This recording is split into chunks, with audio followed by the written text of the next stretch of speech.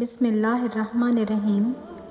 مومن کے ایمان کا پتہ آزمائش میں چلتا ہے، جب وہ ہر طرح سے دعا کر لیتا ہے مگر کوئی اثر نہیں دکھتا، اور نا امیدی کے ہزار اسباب کے باوجود امید کا دیا جلائے رکھتا ہے، کیونکہ اسے معلوم ہوتا ہے اللہ اس کی مصلحتوں کو بہتر جانتا ہے۔ اللہ تعالیٰ انسان کو اس کے ماضی کے سبب رسوا نہیں کرتا، وہ ماضی جس سے انسان توبہ کر چکا ہو۔ کچھ دن صبر کے ہوتے ہیں، سراسر صبر کے، خاموش رہنے کے، درگزر کرنے کے، اکیلے گزارنے کے، کنارہ کرنے کے، صحیح ہونے کے باوجود غلطی تسلیم کرنے کے، کچھ باتوں کے فیصلے اللہ کے حوالے کیے جانے کے، فیصلے کے نتیجے کا انتظار کیے بغیر۔ صبر جب محال ہو تب اجر بھی عظیم ملا کرتے ہیں، بے شک اللہ صبر کرنے والوں کے ساتھ ہے۔ اللہ تعالیٰ سے ہمیشہ ان آنکھوں کا سوال کریں جو لوگوں میں خیر دیکھنے کی عادی ہوں، وہ دل مانگیں جو ہر کسی کے لیے برے کو درگزر کر دینے والا ہو، ایسے ذہن کی التجا رکھیں جو بری یادداشتوں کو بھلا بیٹھنے کی طاقت رکھتا ہو، اور اس دل کی تمنا میں گڑ گڑائیں جو کبھی ایمان کی حلاوت سے بے بہرہ نہ ہو۔ جب ہم اللہ کے بلاوے پہ نماز اور قرآن کی طرف نہیں آتے تو اللہ ہمارے لیے ایسے حالات پیدا کر دیتا ہے، یہ دنیا اتنی تنگ کر دیتا ہے کہ ہمیں زبردستی سخت ناخوشی کے عالم میں آنا پڑتا ہے، پھر ہم نہ چاہتے ہوئے بھی بھاگ کے آتے ہیں، اور اس کے علاوہ ہمیں کہیں پناہ نہیں ملتی۔ جسم اور روح گناہ میں لگ جائیں تو دل پہ مہر لگ جاتی ہے۔ روح کی اطمینانی ہی نور کا شگاف ہے، اگر روح گناہ میں مطمئن اور راضی ہو جائے تو وہ نور کا راستہ بند کر دیتی ہے۔ اللہ کسی کے دل میں رائی کے دانے کے برابر ایمان دیکھتا ہے تو اسے پوری ہدایت عطا کر دیتا ہے۔ اللہ پر مشکل سے مشکل کیفیت میں بھی یقین ہو کہ میرا رب مجھے مشکل میں نہیں ڈالے گا، یقین ہو کہ میرا رب میرے ساتھ کچھ برا کر ہی نہیں سکتا۔ یہ اللہ کی محبت ہی ہے جو اللہ ہمیں دنیا میں چھوٹی تکلیفوں اور آزمائشوں میں ڈال کر ہمارا رخ اپنی طرف کرتا ہے،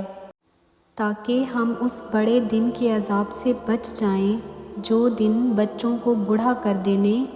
والا ہوگا، جس دن نفسا نفسی کا عالم ہوگا۔ میں ہمیشہ ایک بات کہتی ہوں کہ اگر آپ نے اچھی باتیں سیکھنی ہیں تو نہ سیکھیں، آپ کو اچھی عادتیں اپنانی ہیں تو نہ اپنائیں، نیکیاں کرنا چاہتے ہیں تو نہ کریں، آپ صرف بری باتیں چھوڑ دیں، اچھی باتیں خود بخود آپ کو تلاش کر لیں گی۔ اگر تم سن لو فرشتوں کے کلموں کی چڑچڑاہٹ، جس میں ذکر کرنے والوں میں تمہارا بھی نام لکھتے ہیں، تو لا الہ الا اللہ کہنے کی تڑپ میں جان دے دو۔ جب ہم اللہ کی نہیں سنتے تو وہ ہمارے ہاتھ میں سب کچھ تھما کر ہمیں بے سکون کر دیتا ہے، پھر آپ کے پاس سب کچھ ہوتا ہے لیکن سکون نہیں ہوتا۔ وہ لمحہ کتنا خوبصورت ہوگا جب نبی پاک صلی اللہ علیہ وآلہ وسلم تمہیں تمہارے نام سے پکاریں گے، تم پوچھو گے آپ میرا نام کیسے جانتے ہیں، تو آپ صلی اللہ علیہ وآلہ وسلم بتائیں گے کہ تمہارا درود سلام تمہارے نام کے ساتھ مجھ تک پہنچایا جاتا تھا۔ اللہ کے لیے مرنا آسان ہے، پر اللہ کے لیے جینا بہت مشکل،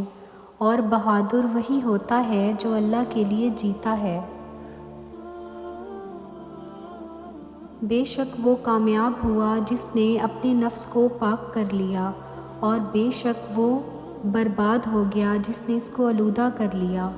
کچھ فیصلے بڑے سخت ہوتے ہیں جو صرف اللہ کے لیے کیے جاتے ہیں، ان کے لیے دل کو قربان کرنا پڑتا ہے، اور دل جب قربان ہوتا ہے نا تو ٹوٹ بھی جاتا ہے، لیکن اس کے ٹوٹنے کی جو تکلیف ہوتی ہے نا وہ آپ کو رب کی طرف متوجہ کرتی ہے،